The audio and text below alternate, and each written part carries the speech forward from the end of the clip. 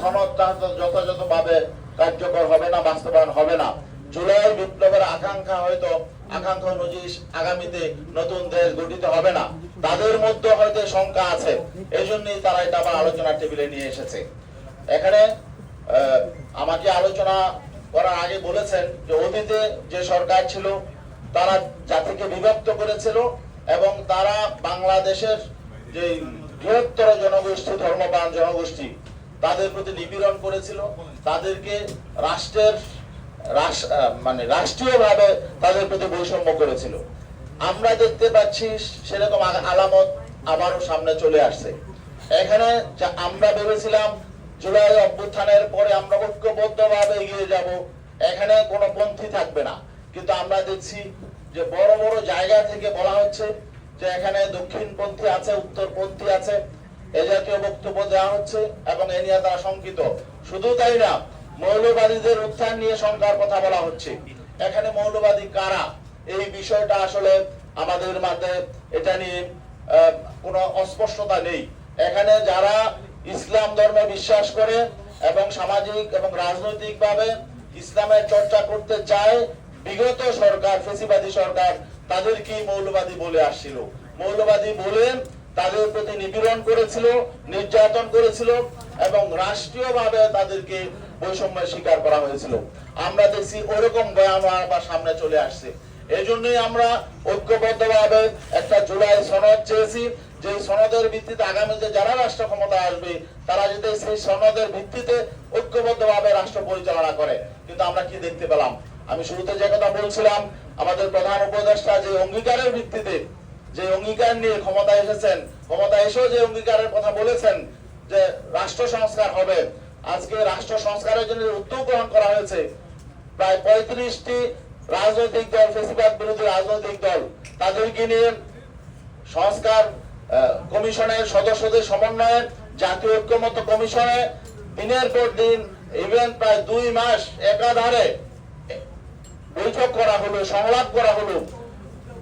সেখানে দীর্ঘ সময় পর্যন্ত আলোচনা হলো, ডিবেট হলো, হওয়ার পরে কিছু বিষয়ে একমতে পৌঁছা গেল। কিন্তু আমরা দেখতে পাচ্ছি যে ঐকমত্যের ভিত্তিতে যে সনদটা আজকে দাঁড় করা হচ্ছে সেটার ভবিষ্যৎ অনিশ্চিত। এখানে অধিকাংশ রাজনৈতিক দল, স্টেক হোল্ডার এবং সুশীল সমাজের যারা রয়েছেন প্রত্যেকেই চান যে এই জুলাই সনদটা কার্যকর হবে, এটা একটা আইনি ভিত্তি পাবে এবং এটা স্বাক্ষর হওয়ার পরেই, আইনি ভিত্তি পাওয়ার পরেই আগামীতে হয়তো একটা নির্বাচন হবে এবং এই নির্বাচনটা জুলাই সনদের ভিত্তিতে হতে হবে এবং জুলাই সনদের ভিত্তিতে নির্বাচনের পরে যারাই ক্ষমতায় আসুক তারা এই জুলাই সনদের আলোকে রাষ্ট্র পরিচালনা করবে। এটাই হলো জনপ্রত্যাশা, এটা রাজনৈতিক দলগুলোর প্রত্যাশা। যারা জুলাই অভ্যুত্থানের নেতৃত্ব দিয়েছে আমরা মনে করি এটা তাদেরও প্রত্যাশা। কিন্তু আমরা যা দেখতে পাচ্ছি সেটা হলো যে এই সনদের কার্যকর এই সরকার করুক এবং সেটা এখন আইনি ভিত্তি পাক, এটা কেউ কেউ চাচ্ছে না। তারা কেন চাচ্ছে না? তাহলে তারা কেন এই ডায়লগে অংশ নিল? তারা কেন আলোচনায় অংশ নিল? তারা কেন ঐক্যমত্য কমিশনের সঙ্গে এত দীর্ঘ সময় রাজনৈতিক দলগুলোর সাথে ডিবেট করলো? তাহলে তারা যদি এখন এটা না চায়, এখন যদি এটা একটা আইনি কাঠামোর মধ্যে আসুক, এটা যদি না চায়, ভবিষ্যতে তারা ক্ষমতায় গেলে এটার আলোকে যে রাষ্ট্র পরিচালনা করবে এর কোনো নিশ্চয়তা নেই। এমন আশঙ্কার জায়গাটা এই জন্যই তৈরি হয়েছে, সেই দলটি বড় বড় নেতারা এখনই বলছে তারা ক্ষমতায় গেলে এই সনদ তারা ছুড়ে ফেলবে। কোন সংস্কার তারা, যা এই কমিশনের কোন সংস্কার তারা রাখবে না, তারা নতুন করে করবে। এবং এমনও বলছে, এবং তারা এই ঐক্যমত্য কমিশনের কর্তৃত্ব নিয়ে, তাদের এখতিয়ার নিয়ে তারা প্রশ্ন তুলেছে। এখন বিভিন্ন সাংবাদিকদের মধ্য থেকে সে প্রশ্ন আসছে যে তারা সংস্কার করার কে, তারা ভাড়াটিয়া, এই জাতীয় প্রশ্ন এখন আসছে।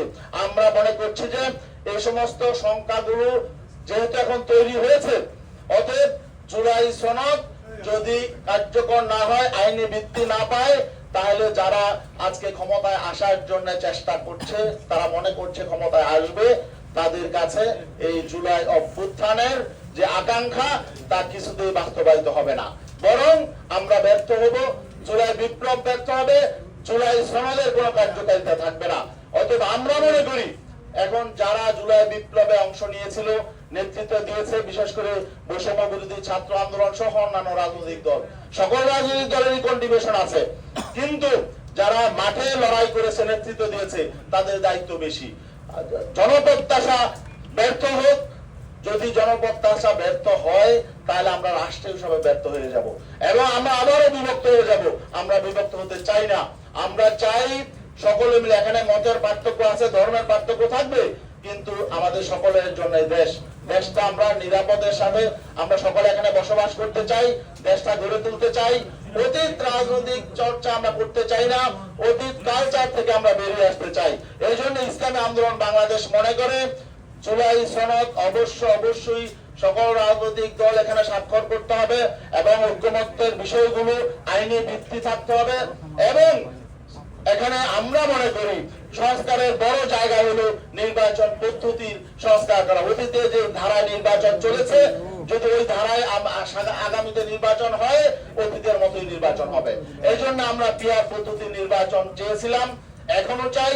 আমরা মনে করছি পিআর পদ্ধতির নির্বাচন না হলে, যেভাবে অতীতে 12 টাকা বেশি শক্তি নির্ভর নির্বাচন হয়েছে, দৈত্য দানবরা পার্লামেন্টে গিয়েছে, ক্ষমতায় গিয়েছে, ক্ষমতায় গিয়ে তারা স্বৈরাচার হয়েছে, ফ্যাসিবাদী শাসন কায়েম করেছে, কর্তৃত্ববাদী শাসন কায়েম করেছে, আগামী তো তা হবে।